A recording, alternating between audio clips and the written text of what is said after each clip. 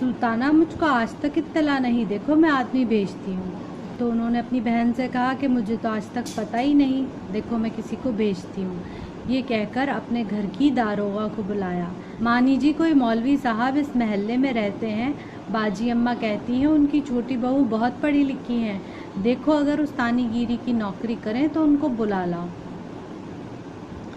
तो उनके घर में, जैसा कि सबक के शुरू में आपने पढ़ा था कि घर में बहुत ऐशो इशरत थी। एक आपने जिक्र पढ़ा मामा का।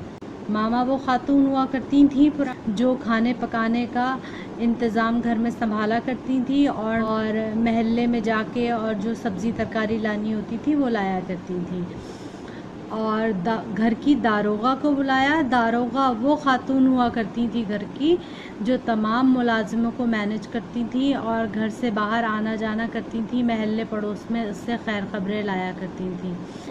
तो उन्होंने घर की दारोगा को बुला के कहा कि सुना है महल्ले में कोई मौलवी साहब हैं जिनकी बहू बहुत पढ़ी लिखी हैं, तो आप ज़रा पता करें कि वो हुस्नारा को पढ़ा देंगे। मानी जी मौलवी साहब के घर आईं। मोहम्मद कामिल की माँ से साहिब सलामत हुई। साहिब सलामत से मुराद है सलाम दुआ हुई, सलाम दुआ की, उनसे खैरियत पूछी। जी तुम्हारी छोटी बहू कहाँ है? मोहम्मद कामिल की माँ कोठे पर हैं।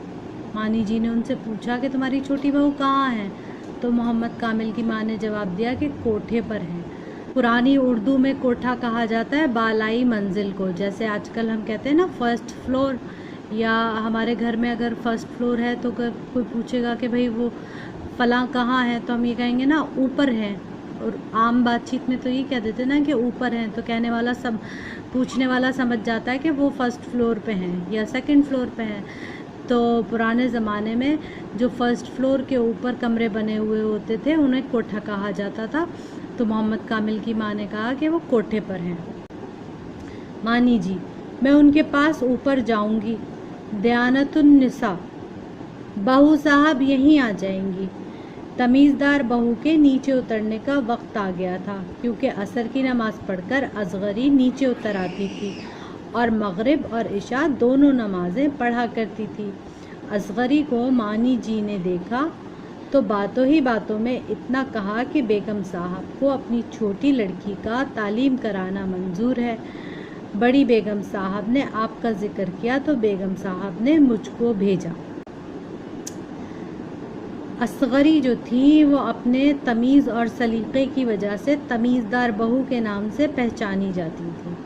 तो यहाँ पर उनके वक्त औक़ात लिखे हैं कि वो असर की नमाज़ पढ़कर और नीचे आती थी और नीचे आके मगरिब और इशा की दोनों नमाज़ें पढ़ा करती थी। अब जब मानी जी की मुलाकात असगरी से हुई तो मानी जी ने बातों ही बातों में असगरी को बुलाया कि हमारी बेगम साहब की जो बेटी हैं छोटी, बेगम साहिबा चाहती हैं कि आप उनको पढ़ाएँ। असगरी दोनों बेगम साहिबों को मेरी तरफ़ से बहुत सलाम कहना। मेरा जी चाहता है कि बेगम साहब की लड़की को पढ़ाऊँ, लेकिन क्या करूँ, ना तो बेगम साहब यहाँ भेजेंगी और ना मेरा उनके घर जाना हो सकता है। मानी जी ने तनख्वाह का तो नाम ना लिया, लेकिन दबी ज़बान से इतना कहा कि बेगम साहब हर तरह खर्च पात की ज़िम्मेदारी करने को मौजूद हैं।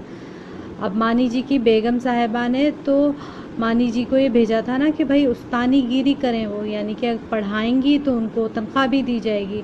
लेकिन मानी जी ने दबे अल्फाज में ये तो ज़िक्र तनख्वाह का नाम तो नहीं लिया, बस ये कहा कि जो भी खर्च पात कहते हैं पत्ते को, तो जो भी खर्च वगैरह होगा वो आपको दिया जाएगा।